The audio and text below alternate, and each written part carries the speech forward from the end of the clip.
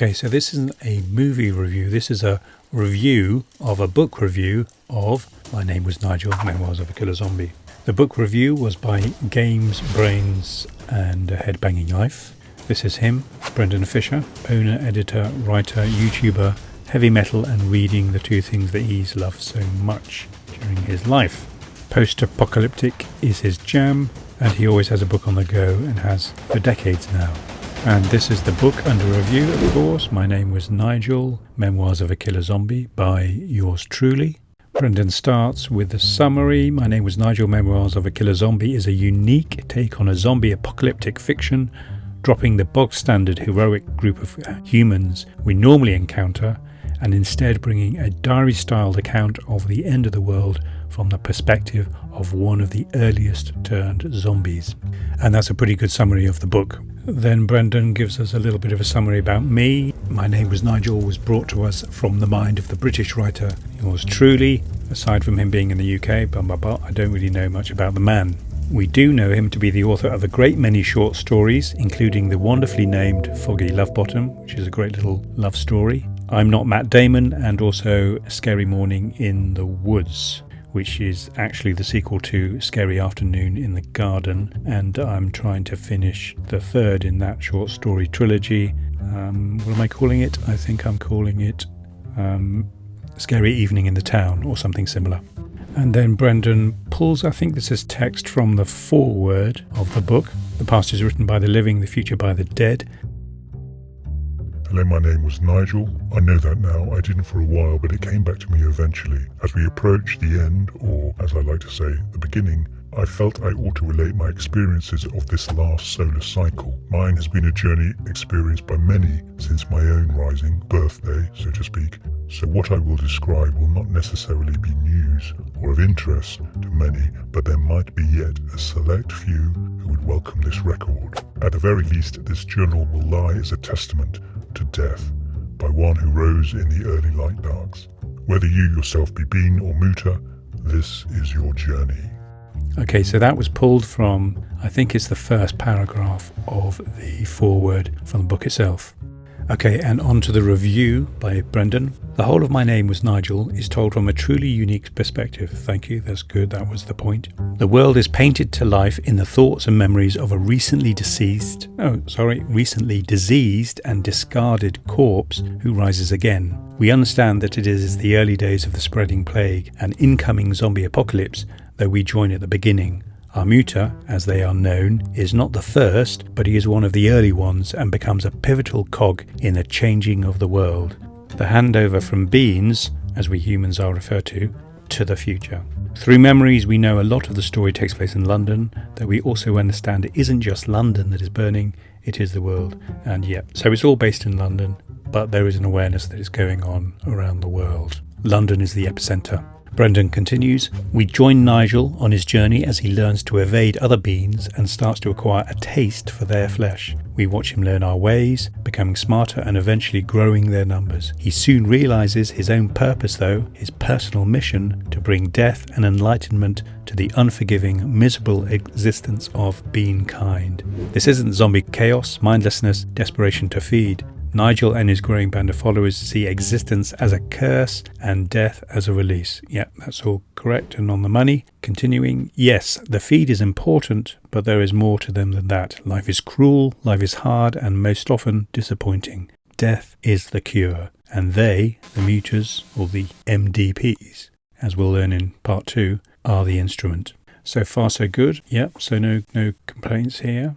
Brendan continues, so we see Nigel reminisce on his quest. We see him adapt to the world, learning when to attack and when to step into the shadows. Nigel starts to control himself, turning his large meals into light bites and leaving them hidden to turn and join him. He returns to them and helps them and trains them. He is selective in who he frees. At first, turning beings to muters when he feels they deserve to be freed, and eventually turning those he feels will enhance his side. Those of little use make good meals, but many others fill in the gaps in their growing force. Those who know areas well, or even those who are useful tactically to draw people in for feeding like young girls. Now, Brendan is talking about Chubby Cheeks, who is a 6 or 7-year-old young zombie or muta or MDP, and she turns out to be one of the biggest killers of them all. An enormously effective hunter and a great character, I think, I hope. Brendan continues, that is Nigel, he learns himself too, always working on techniques and expanding his knowledge. He is a visionary, really, seeing a way to turn the mutas, or the MDPs, or the zombies, from a shadow force who live to feed to an all-consuming plague. We hear through his words his amazement at the existence of us beings, his annoyance with our words, our busying nature, and constant attempts to survive. Nigel has no real emotion or empathy, or so we are told. I think Brendan has a few further thoughts on that further down in the review. Time means nothing to him and his kind. They, the zombies, just exist burden-free, feeding and moving forwards. There are a couple more paragraphs where Brendan describes the story, but I'll skip those for now and get on to his review, his thoughts on the book itself. As I said, My Name Was Nigel is a truly unique story and gives an amazing insight into the happenings of an apocalypse in a way we would never have considered. That's good, thank you. It is supposed to be a unique, unusual take on the apocalypse. Brendan continues, the zombies aren't mindless, they are organised, quick, strong, and they are burden-free and comfortable. It can be quite a gruesome book.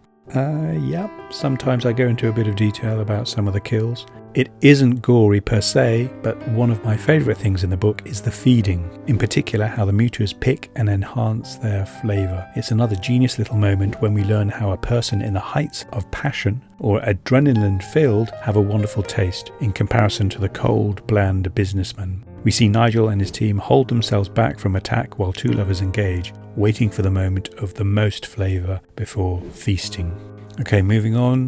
Brendan continues with a few more compliments. We see them, the mutas, the zombies, chase a person they could easily grab purely to boost his fear and adrenaline levels to tickle the taste buds. It's a clever and exciting idea in a clever book. You really do have to admire the concept within My Name Was Nigel. Thank you, that's very good, which is quite genius. Thank you very much, Brendan. Much appreciated. But the execution is not always quite so all-encompassing, okay? One of the biggest issues I found with the story was that large chunks of it were repetitive and boring. I'm going to explain a bit about that in a minute. Chapter after chapter of the book followed the same story of Nigel goes out, Nigel turns someone, Nigel tells us about that new muta, Nigel trains them, and end of chapter. Then we do the same thing over and over and over.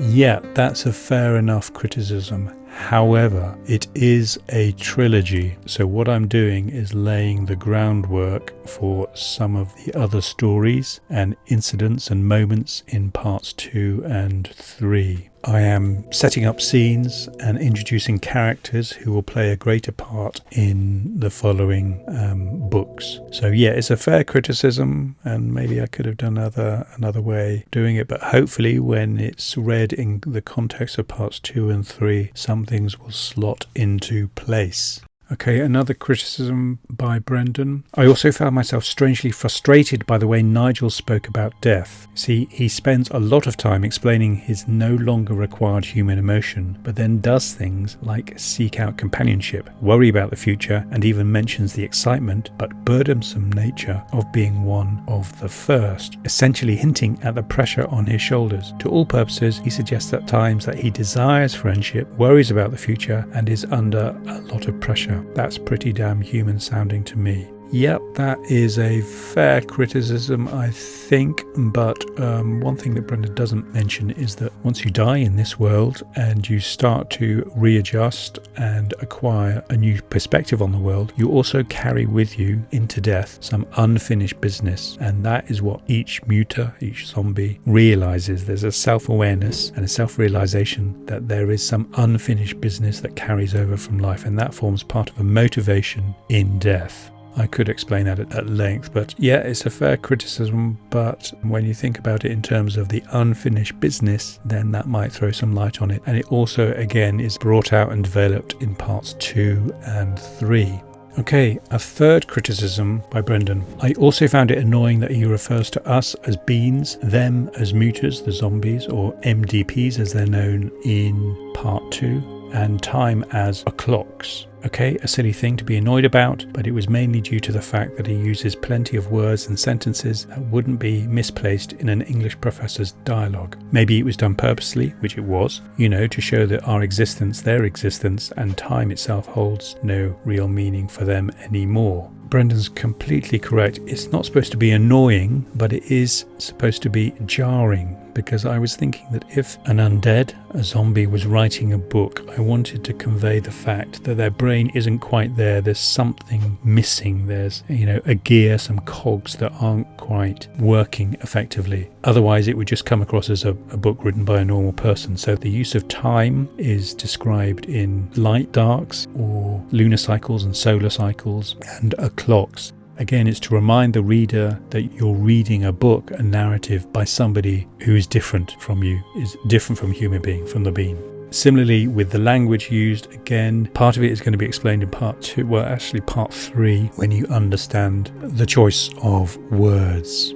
Brendan continues, I did consider that, and I accept I may be wrong, and this may be another stroke of genius, which I would argue it is. I think I'm right though, and it's just over elaboration. Nigel puts a lot of importance in time. He spends a lot of his forward planning, which does not give the impression of a being not interested in time. It's not a matter of not being interested in time. It is a matter of perception of time. He has a different view of the passage of time, and I don't think it's over elaboration. As I said, it's not supposed to be annoying. It's supposed to be slightly jarring, which hopefully the reader can get their head round if they get used to it, but it's to remind the reader this isn't a normal person writing this book. It is an MDP, a mobile deceased person, or a zombie, or a muta. So it's a constant reminder of that. I hope that makes sense. Okay, Brendan continues, nearly finished. Still, it is a very clever story, and I can't help but admire it conceptually. Thank you very much. It really did excite me at times and is often gloriously descriptive. It is written well and flows pretty good. I genuinely could picture scenes clearly in my head, which is a testament to the quality of the descriptive writing. Thank you very much.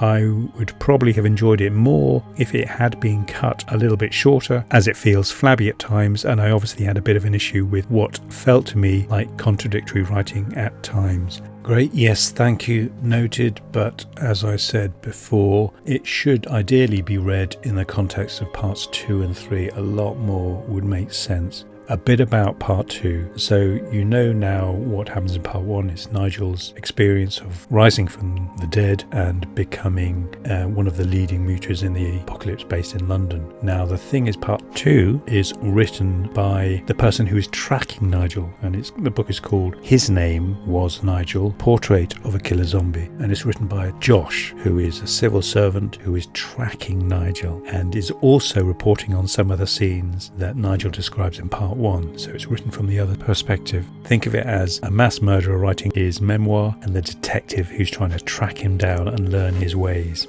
So Josh is a civil servant who's tasked with trying to manage this sort of plague outbreak, another sort of pandemic emerging in a sort of cynical London, and he comes across the actual blog that Nigel is writing on a laptop. This is all in part 2, and starts to realise that the MDPs, the mobile deceased persons as they're known in the sort of conventional world, are becoming self-aware and are also becoming organised, and he tries to convince his colleagues in the civil servant and the government and so on that this is actually a serious threat. They're not the sort of mindless wandering zombies of yore. This is a highly developed creature that is stalking the streets of London. Then part 3, which is what I'm writing now, and I hope it might hit the bookshelves in 2025, is a third take and is written by another individual who is also referred to in parts 1 and 2, who throws another layer or provides another layer of understanding on what is going on in this apocalyptic plague. So some of the seeds that I'm planting in part 1 bear fruit in parts 2 and part 3. What might have been a bit flabby and repetitive and a bit dull, where's this going, as Brendan might have thought, in fact they become crucial elements in part 2 and part 3. Before I go, I thought I'd just read you and show you the book cover to Nigel Part 2. His Name Was Nigel, Portrait of a Killer Zombie. Now this is something that Brendan hasn't seen or reviewed. Living on his houseboat on the River Thames, the Black Road in London, Josh rises one morning to learn that his neighbour, Mia, has gone missing, apparently the victim of an attack by an MDP, mobile deceased person. Josh volunteers to assist the police and authorities in monitoring this new nuisance virus, which gives life to the dead. Attending crime scenes and monitoring the MDP activity, he starts to wonder, are the MDPs becoming self-aware, even organised? Reviewing the laptop evidence of another MDP victim, Josh stumbles across a blog written from the perspective of an MDP who is intent on bringing the enlightenment of death to the beings of the metropolis. Soon the evidence is overwhelming. The blog can no longer be dismissed as fiction or a hoax. It is indeed written by the leader of the MDPs, a leader by the name of Nigel. A sequel, or is it an equal to My Name Was Nigel, Memoirs of a Killer Zombie? And there you go, have a read of that, and that should start making sense of many of the scenes and the characters and the incidents in part 1. And then you just have to wait for part 3, which makes even more sense and starts tying up more loose ends and adds another layer of understanding to the apocalypse. So thank you, Brendan. I think that's a pretty fair review. Brendan has given me a score, or part 1, a score of 6.5 out of 10. Well, I reckon I could do a bit better than that. I'm hoping that if Brendan reads part 2, and this is an open invitation to Brendan to read part 2, that will rise the score on part 1, because the jigsaw will start to come together and it will make a bit more sense. So I might have resolved some of his reservations that he reported above in part 1. So that might go to a 7.5 or 8, and then when he reads part 3, when it's out, then it might hit a 9, 9.5, even 10. And dare I say, even an 11. Okay, so that's it for now. So I'm going to give a score of 8.5 to Brendan for his review. So I think there's room for improvement, and that will come once he's reviewed and read parts 2 and 3. I think his review of part 3 will end up, I hope, being a 10. I'll give him a 10. Right now, 8.5 plus, but it's a good review. Thank you for reading it, Brendan. Thank you for the review. Do check out the books. Parts 1 and 2 are already out, and part 3 will be out hopefully in 2025, but I've got to do a bit more work, and it's time. Anyway, okay, thank you for that. Thank you for Brendan. Buy him a coffee, and see you all next time. Like, subscribe, and all that rubbish. davidozeus.uk